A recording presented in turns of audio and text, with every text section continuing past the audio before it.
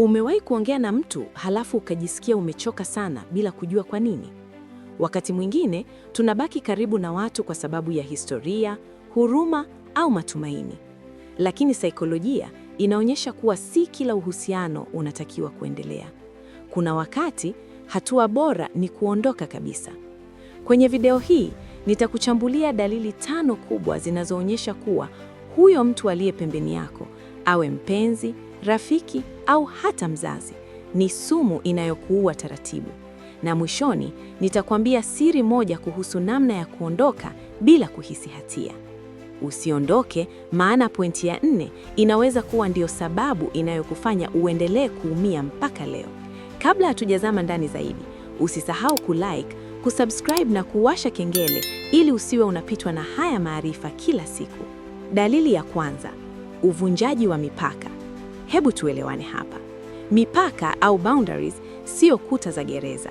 Ni milango inayosema, hapa ndipo ninapoishia mimi na hapa ndipo unapoanza wewe. Kila mtu ana mipaka yake, kihisia, kimwili na binafsi.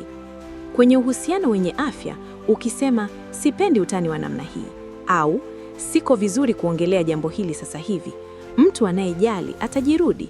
Lakini mtu mwenye sumu atakwambia, wewe unajisikia sana, au mbona unakuwa na hasira za karibu. Wanachofanya ni kitu kinaitwa gaslighting. Wanakufanya uone kuwa mipaka yako haina maana.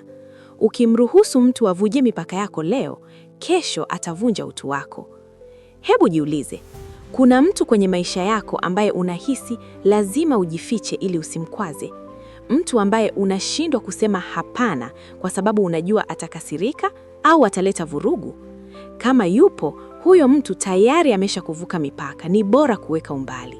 Dalili ya pili, uchovu wa kihisia. Kuna kitu kinaitwa energy vampires au wanyonya damu wa kihisia. Hawa ni watu ambao ukiwe nao, mwili wako unaingia kwenye hali ya fight or flight, kupambana au kukimbia. Fanya jaribio hili. Wakati mwingine simu yako ikilia na ukaona jina la mtu fulani, je, moyo wako unadunda kwa furaha au unahisi tumbo linavurugika? Kama unahisi uzito hata wa kupokea simu yake, huo sio uvivu, ni mwili wako unakuonya. Uhusiano mzuri unapaswa kuwa kama chaja ya simu, unakuongezea nguvu. Uhusiano mbaya ni kama app inayokula chaji kwa kasi huku simu ikiwa imezima screen. Kama kila mkikutana lazima uhisi umetoka kwenye vita, huyo mtu sio sahihi kwako. Amani yako ya akili haina bei na hupaswi kuilipia kwa afya yako. Dalili ya 3, udhibiti kupitia hatia na hofu. Hapa ndipo familia nyingi zinapoangukia. Udhibiti kupitia hatia. Hawa ni watu ambao hawawezi kukuomba kitu au kukuambia ukweli bila kukufanya ujihisi mkosefu. Utasikia maneno kama, baada ya yote niliyokufanyia, ndivyo unavyonilipa? Kama ungenipenda, ungefanya hivi.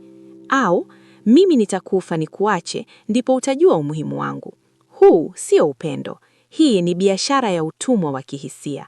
Wanatumia upendo wako kama fimbo ya kukuchapia. Wanakuweka kwenye hali ambayo unahisi lazima ufanye wanachotaka ili tu wawe na furaha, huku wewe ukiwa huna furaha. Huwezi kunywa sumu ili kumwokoa mtu anayehisi kiu. Ukiona kila uamuzi wako unategemea yeye atajisikiaje na si nini ni sahihi kwangu, basi upo kwenye kifungo. Dalili ya 4, uhusiano wa upande mmoja, one-sided dynamics. Je, unajua kuna watu wapo kwenye maisha yako kwa ajili ya huduma unazotoa na sio kwa ajili ya wewe kama binadamu? Wewe ndiye unayepiga simu kwanza. Wewe ndiye unayetoa msaada wa fedha. Wewe ndiye unaisikiliza matatizo yao. Lakini siku ukiwa na shida wewe, simu zao hazipatikani, wako busy, au wanageuza mada na kuanza kuongelea matatizo yao tena. Uhusiano ni barabara ya pande mbili, two-way street. Kama wewe unatoa tu, giver, na yeye anachukua tu, taker, mwisho wa siku utabaki mtupu, empty. Watu wenye sumu wana tabia ya narcissism. Wanajiona wao ndio kitovu cha ulimwengu.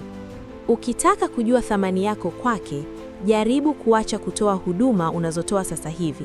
Utaona jinsi atakavyobadilika na kuwa mbogo. Hapo ndipo utajua hupendwi wewe, inapendwa faida inayopatikana kwako. Dalili ya 5, hakuna mabadiliko. The cycle of no change. Dalili ya mwisho na pengine mbio muhimu zaidi, hakuna kinachobadilika. Binadamu wote tunakosea, lakini kosa likirudiwa mara 3, 4, 5, hiyo sio bahati mbaya tena. Hiyo ni tabia, pattern. Umewahi kukaa naye chini, ukalia, ukamweleza jinsi anavyoumiza, akakuomba msamaha, mkasameheana, lakini wiki 2 baadaye anafanya kile kile? Hii inaitwa the cycle of abuse. Wanakuomba msamaha ili usiondoke, sio kwa sababu wamejuta. Kama unajikuta unafanya mazungumzo yale yale kila mwaka na hakuna mabadiliko, mpenzi mtazamaji, na kuomba uelewe jambo hili. Watu hawabadiliki kwa sababu unawapenda, wanabadilika kwa sababu wao wenyewe wanataka. Kama hataki kubadilika, basi amua wewe kubadilisha nafasi yake kwenye maisha yako. Kukata mawasiliano haimaanishi unawachukia, inamaanisha unajipenda mwenyewe zaidi. Wengine watakwambia, lakini ni ndugu yako. Waambie, ndiyo, ni ndugu yangu, lakini amani yangu haina mbadala. Wakati mwingine unahitaji kuweka umbali, distance, ili uweze kupumua. Inaweza kuanza kwa kupunguza simu, kuacha kwenda kwenye maeneo wanayokuwepo, au hata kublock kabisa kama hali ni mbaya. Itakuuma mwanzoni, utahisi upweke, lakini baada ya muda utahisi wepesi ambao hujawahi kuuhisi maishani mwako. Kumbuka, sio kila mtu anayekuja kwenye maisha yako anastahili kubaki mpaka mwisho wa safari. Wengine walikuwa ni masomo tu. Ikiwa video hii imekugusa au imekufanya umfikirie mtu fulani, basi jua ni wakati wa kuchukua hatua. Like video hii kama imekusaidia na subscribe hapa chini. Hebu niambie kwenye comment, ni dalili gani kati ya hizi umewahi kuiona kwa mtu wako wa karibu? Tushauriane hapo chini. Asante kwa kuwa nami mpaka dakika hii. Linda amani yako, linda moyo wako. Tukutane kwenye video ijayo. Peace.